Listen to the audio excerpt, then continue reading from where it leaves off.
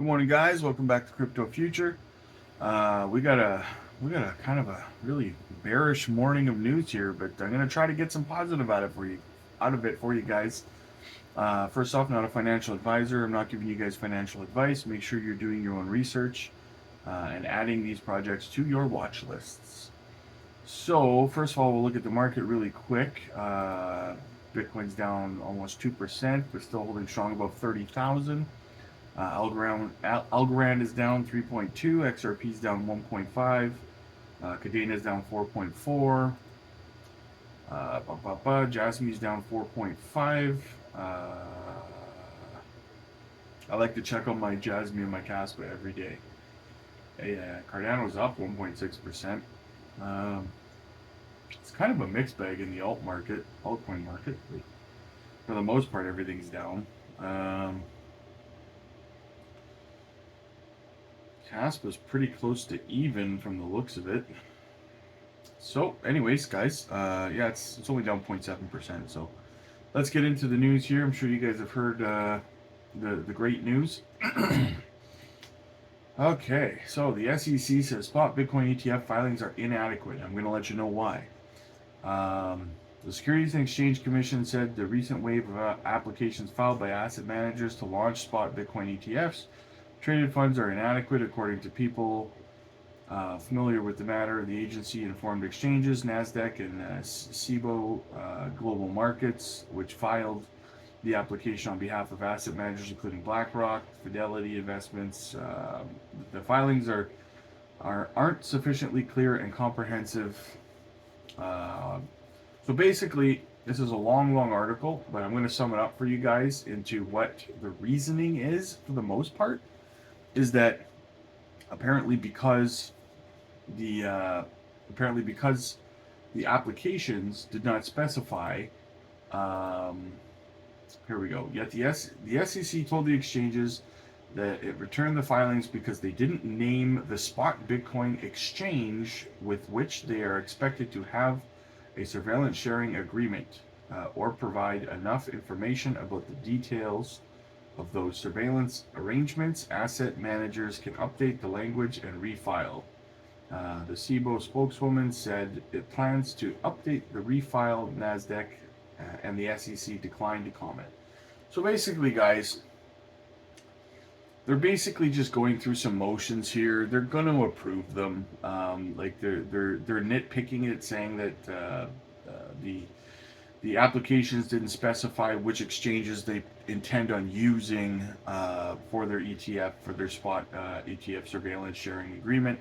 So basically, they have to go back, they have to reword it, basically, and refile it, and likely most of them will get approved. There probably will be a couple that have to go back and tweak again, but it's all just to make it look like they're putting in the work at the SEC, is what it seems like to me. So I wouldn't say this is too bearish.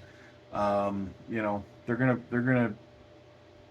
gonna pass them. It's just they're trying to get them reworded. Like I said, they're just trying to make it look like they're putting in their due diligence, right? They're doing it the right way. So anyway, so that's that. I'm gonna read John Deaton's thoughts on it here. This is part of a plan. I wonder who's buying the dip in the Grayscale case. The appellate court judges told the SEC lawyers that there was no difference between a futures ETF and a spot ETF. Imagine what they would say knowing the SEC has allowed a leveraged ETF but claims the spot ETF filings are inadequate.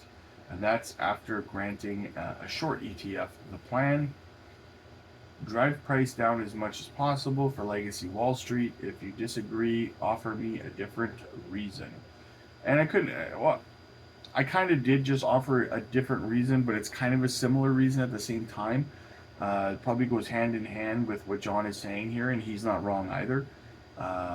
So I agree with John's with what he's saying, but then I think that also, like I had just touched on, I think that because you have to look at it in terms of appearance. Gary's all about appearance, right? If he's been declining ETFs for the last couple of years, and then all of a sudden BlackRock sends one in and he just approves it on face value the first time that they send it in, How does that look for him? How does it look in the court case that he's currently in with Grayscale over refusing an ETF filing, right? So he's giving the image that he's going through the motions, he's putting in the work, he's doing things the right way, he's making them refile probably a couple of times before he approves it. That's, and it is buying time, like John says here. It's buying time for, the Wall Street legacy to continue buying the dip. He's fighting it. There's no coincidence he did this on a Friday of a long weekend, you guys. Come on. Well, it's a long weekend in Canada anyway. I don't know if it is in the States. But, it's either way, it's not a shock he's doing it on a weekend, right? Just before the weekend. You drive the price down all weekend, they're going to be buying it up all weekend, buying up Bitcoin. So that's my two thoughts on that. That's John Deaton's two thoughts on that.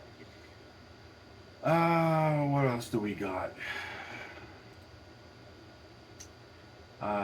This is a little too late. Justin from Bitcoin Magazine, $1.5 trillion asset manager Franklin Templeton says if a spot Bitcoin ETF is approved, it will open up a new access point for traditional portfolios. Not if, when. So yeah, like I said, he says, if they approve it, they will approve it. And then this is another $1.5 trillion asset manager saying that they're getting in, right? More money getting in, guys. What is that? We were at 27 trillion, so 28.5 trillion dollars now. Eyeing up the crypto market. We got some bullish news. I'm trying to save some of the bullish news for towards the end of the video here, so I'm not leaving you guys on a bearish note. So let's do this actually. James Rule XRP's YouTube channel has been suspended, or the exact word is terminated. They terminated his channel. So I would encourage you guys to go to my Twitter page or his Twitter page and retweet and tag Twitter or tag YouTube, and tell them to reactivate his channel. I've already done it. You guys can go to my Twitter page at Rob Mass, ROBBMASS.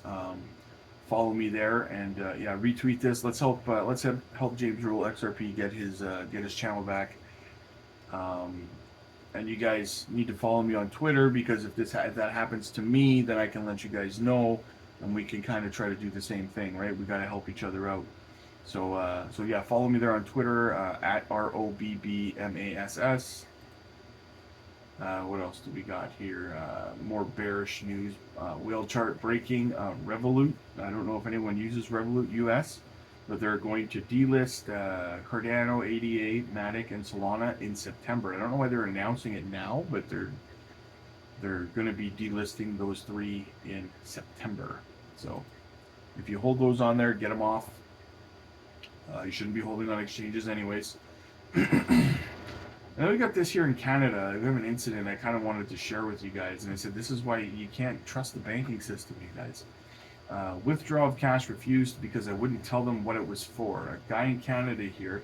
Can someone tell me what to do here? I'm trying to withdraw 10K in cash from my Halifax account, and after an hour and a half, of what can only be described as an interrogation, asking me what I intend to do with the money, and am I being coerced to withdraw from the bank, they said they're not happy to let me withdraw the money, and refused my request. So they interrogated this man for an hour and a half as to why he wants to withdraw $10,000 of his own money, and they declined him, saying that they were saying they think he's being coerced to take the money out, blah blah blah, and they won't give him his money. 10 grand, his money, he wants it, they won't give it to him. I told you guys that this was going to start happening, right? They want to know the reason why you need your money. None of your business. How's that sound? Unbelievable, guys. Unbelievable. That's why you just, you got to keep your money on cold storage or something, somewhere safe, away from third party that can control it and say, They want to know what you want your money for? Come on. Anyway, we got some good news here. We're going to finish off with two stories here, two bullish things. First, we'll hit some Jasmy, obviously. De Niro says, we did it, Jasmy fam. We survived these 2 years. Jasmy circulating supply update. The final 30 million tokens that were allocated to the ecosystem were put into circulation 30 minutes ago. Sorry, circulating supply, 96.9% of the total supply. All that remains is the 1.5 billion that's in the deployer wallet. So that's huge news, guys. All of Jasmy's tokens basically are in circulation now. Cannot be dumped on. Cannot be dumped on. So very bullish. There's nowhere to go but up from here. So keep that in mind, you guys. And also on a side note, Hara was speaking today, I believe, at in Japan. So we're going to try to get some video of that. I'm going to watch that, and I'm going to see if I can get a breakdown of that for you guys and see what he had to say, see if there's any breaking news, any announcements that he made. Yeah, so stay tuned for that, guys. And then we've got some more bullish news. As we are proud to announce our Chief Legal Officer, Stuart Alderati. He's the Chief Counsel for Ripple in the Ripple SEC case. He's been honored with the 2023 Burton Award, Legends in Law winner. So let me ask you this real quick. Would they give that award, Legends in Law 2023 award, to someone who's about to lose a massive case against the SEC? I don't think so. I don't think so. They don't give those kind of awards to people who lose cases. So anyway, guys, that's the news this morning. I hope you guys got something out of it. I hope I could help you make your day a little bit better. I'll be back a little bit later with some more stories. I'm sorry that this whole SEC ETF story kind of took up most of the video this morning. So, but it's just all other news is kind of being flushed out, and it's just front page everywhere you look on Twitter right now. So there's not too much news to really go over, but shoot me a like, shoot me a subscribe, you guys. Make sure you subscribe so that you can stay, ahead of the game with all of this stuff. And I'll keep you guys updated on everything. And yeah, shoot me a like, shoot me a subscribe, comment down below. Let me know what you guys are thinking. Do you think that the ETF is eventually going to be approved once they're tweaked and stuff like that? Let me know down below. Also, you guys, I have that poll still running on whether you guys want me to start doing live streams or not. So far, you guys say 82% of you guys say yes, 9% say wait until there's more subs, and 9% say why don't we have flying cars yet. So, but we need more votes, so let me know what you guys are thinking. And again, like and subscribe, and I'll talk to you later.